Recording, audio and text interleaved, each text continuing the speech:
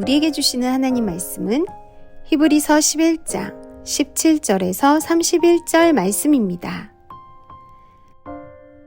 아브라함은 시험을 받을 때 믿음으로 이삭을 드렸으니 그는 약속들을 받은 자로 돼 그 외아들을 드렸느니라. 그에게 이미 말씀하시기를 내 자손이라 칭할 자는 이삭으로 말미암으리라 하셨으니 그가 하나님이 능히 이삭을 죽은 자 가운데서 다시 살리실 줄로 생각한지라. 비유컨대 그를 죽은 자 가운데서 도로 받은 것이니라.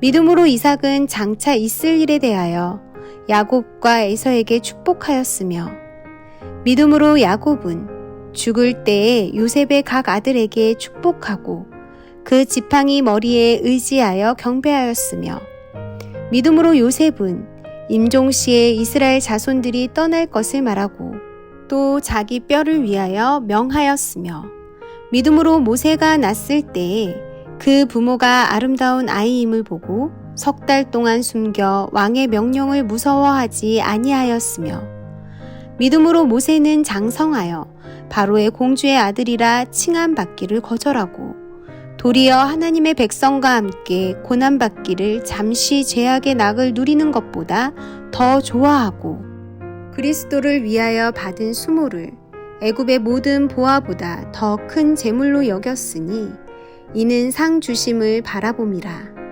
믿음으로 애굽을 떠나 왕의 노함을 무서워하지 아니하고 곧 보이지 아니하는 자를 보는 것 같이 하여 참았으며 믿음으로 유월절과 피 뿌리는 예식을 정하였으니 이는 장자를 멸하는 자로 그들을 건드리지 않게 하려 한 것이며 믿음으로 그들은 홍해를 육지같이 건넜으나 애굽 사람들은 이것을 시험하다가 빠져 죽었으며 믿음으로 7일 동안 여리고를 도니 성이 무너졌으며 믿음으로 기생 라합은 정탐꾼을 평안히 영접하였으므로 순종하지 아니한 자와 함께 멸망하지 아니하였도다.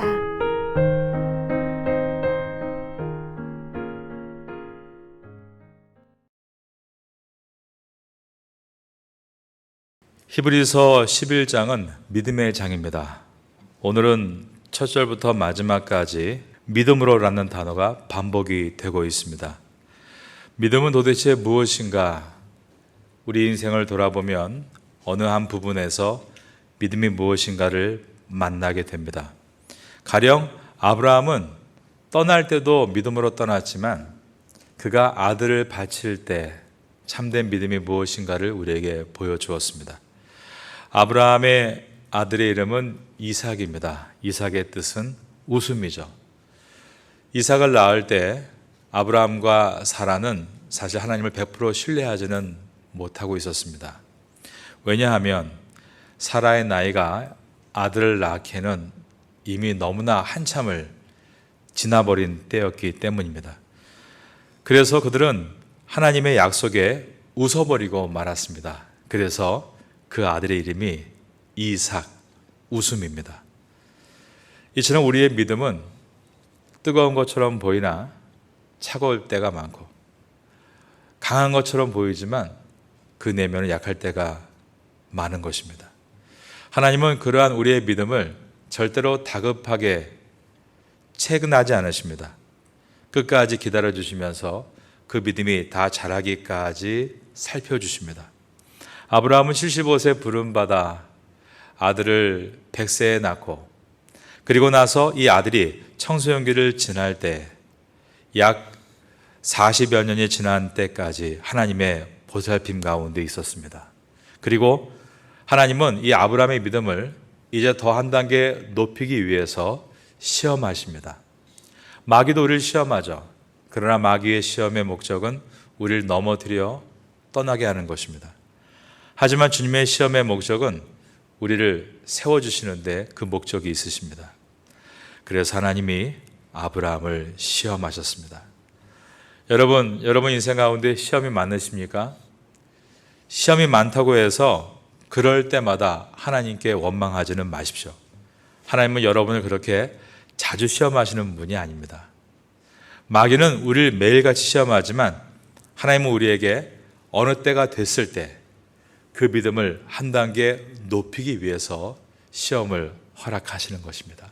마치 고등학교를 졸업하고 대학을 가든, 이제 대학을 졸업하고 학문을 더 연구하기 위해서 연구소에 들어가 대학원과 박사학위를 마치듯 어느 한순간에 중요한 시험을 주시는데, 그것이 바로 아브라함에게는 아들을 바치라는 시험이었습니다. 이 내용이 자세히 기록된 본문이 창세기 22장 말씀입니다. 창세기 22장 1절을 보겠습니다. 그 일 후에 하나님이 아브라함을 시험하시려고 그를 부르시되 아브라함아 하시니 그가 이르되 내가 여기 있나이다. 하나님께서 아브라함을 시험하십니다. 그 내용은 내 아들 사랑하는 독자 이삭을 데리고 모리아 땅으로 가서 내가 내게 일러준 한 산 거기서 그를 번제로 드리라 라는 말씀이었습니다. 아브라함은 이해가 되지 않았을 겁니다. 하나님께서 아브라함에게 너의 자손이 별과 같이 많게 하리라 창세기 15장에서 약속하시고, 그 약속을 오랜 동안 기다려 약 40년간 주님과 동행한 후에 지금 이 아들이 그 앞에 있었던 것입니다. 그러면 이 하나밖에 없는 독자, 즉 외아들을 죽게 만든다면 그 하나님의 약속은 다 사라지는 것 아닌가. 그러나 아브라함의 믿음은 어느 정도까지 이르게 되었는가. 그는 이 하나님의 명령에 대해서 아무런 반론을 제기하지 않고 그대로 순종했다는 것입니다. 창세기 22장 3절입니다. 아브라함이 아침에 일찍이 일어났다라고 되어 있습니다. 이것은 아브라함의 순종을 극대화시킨 모습입니다. 하나님의 명령에 아무런 토를 달지 않고 일찍 일어나 나귀의 안장을 지우고 두 종과 그의 아들 이삭을 데리고, 그 다음이 중요합니다. 번제에 쓸 나무를 쪼개어 가지고 떠났다라고 되어 있습니다. 즉 아들을 바칠 번제를 집에서부터 준비해서 출발을 한 것입니다. 하나님께서 지시하신 곳은 모리아산이라는 곳이고, 이 모리아산은 바로 오늘날 동예루살렘 이스라엘 성전이 있는 자리입니다. 하나님은 이와 같이 예수님께서 죽으실 그 지역을 이미 아브라함과 그의 아들 이삭의 희생 제사를 통해 미리 보여주셨습니다. 아브라함이 아들과 함께 3일을 걸어갑니다.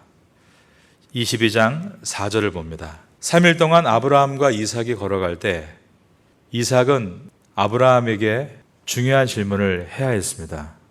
그것은 이 여행의 마지막이 어떻게 될 것인가 라는 질문입니다. 그래서 이삭이 아버지에게 묻는 내용이 창세기 22장 7절에 들어 있습니다. 이삭은 아버지께 물었습니다. 불과 나무는 있거니와 번제할 어린 양은 어디 있나이까? 이 질문에 아브라함은 하나님께서 다 준비시켜 주실 것이다 라며 아브라함과 이삭이 이제 마지막 모리아산 하나님이 지시하신 곳까지 걸어갑니다. 지금 동예루살렘에 가면 오마르 사원이 세워져 있습니다. 그 오마르 사원은 우리 기독교의 사원이 아니고 기원 후 7세기부터 이슬람 세력이 들어가서 세워놓은 이슬람 사원입니다.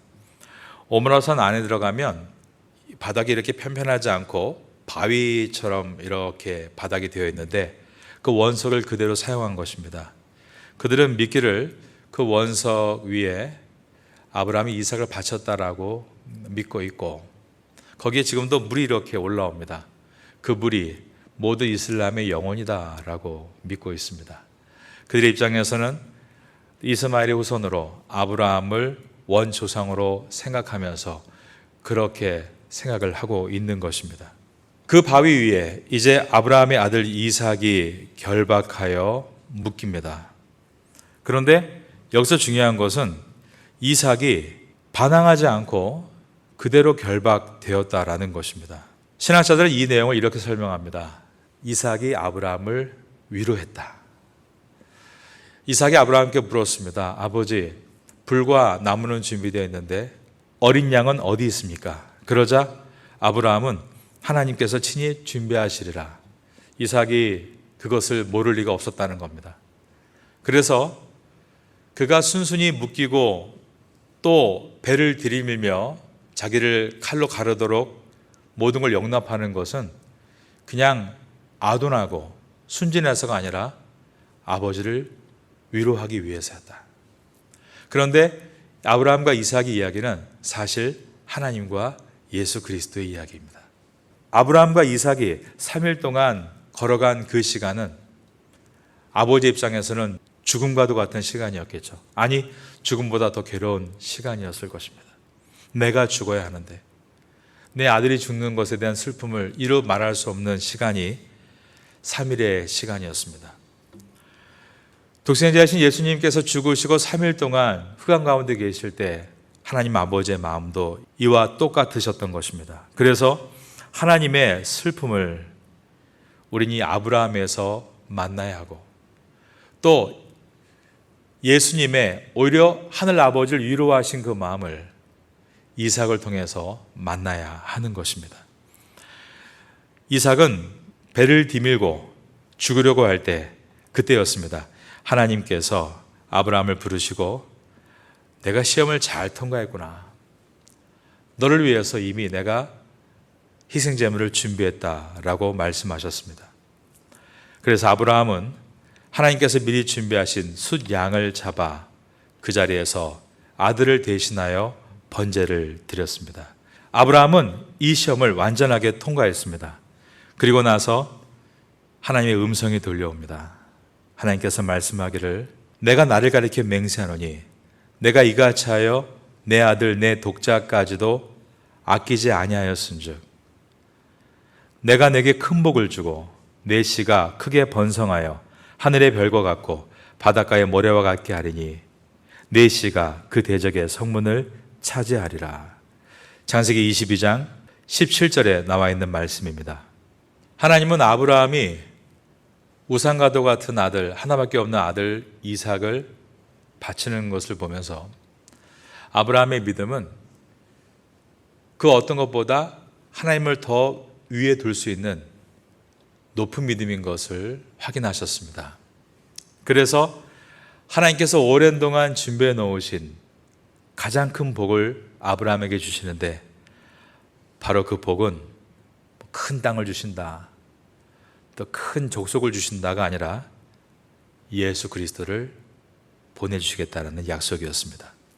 22장 17절에 내 씨가 그 대적의 성문을 차지하리라 라고 되어 있는 이 씨는 단수입니다. 한 사람을 가리키는데, 이 한 사람은 첫사람 아담으로 이 땅이 모두 범죄했다면 이제 범죄한 이 땅에 어둠에 갇혀 있는 사람들의 문을 뜯어서 그들을 구원할 두 번째 아담 예수 그리스도를 상징합니다. 하나님께서 아브라함에게 내 씨가, 즉 아브라함의 후손 중에 오시는 메시아가 그 대적의 성문을 차지하리라 라고 하신 말씀은 아브라함에게 주신 최고의 복으로, 우리 모든 사람은 최고로 받을 복이 예수 그리스도인 것을 다시 한번 보여주고 있습니다. 그러면 구약은 어떻게 구원받는가가 여기서 깨달아지게 됩니다. 구약의 성도들은 이처럼 오실 메시아를 약속으로 받아서 구원 얻은 것입니다. 재물을 바쳐서 구원 이룰 수 없습니다.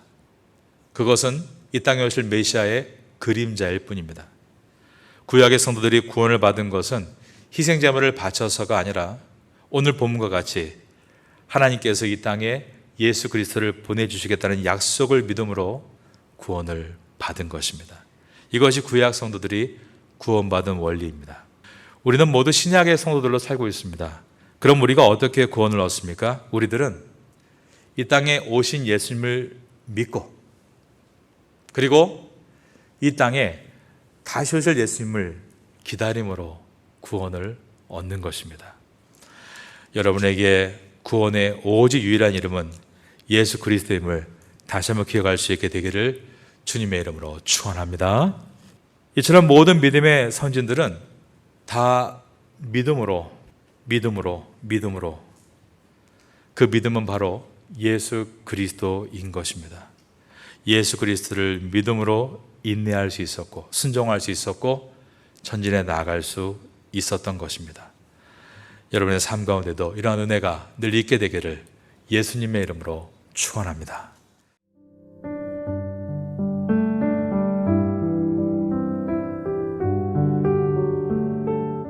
지금은 함께 기도하는 시간입니다. 9월의 공동 기도 제목은 첫째, 하반기 새롭게 시작하는 각 교구 구역 예배를 위해, 둘째, 한인 교회 학교와 태국인 교회 학교를 위해, 셋째, 주간 장애인 보호센터와 농아인 교회를 위해, 넷째, 9월 28일, 29일 장애인 사역 세미나를 위해. 말씀을 붙잡고 기도하는 귀한 시간 되시기를 소망합니다.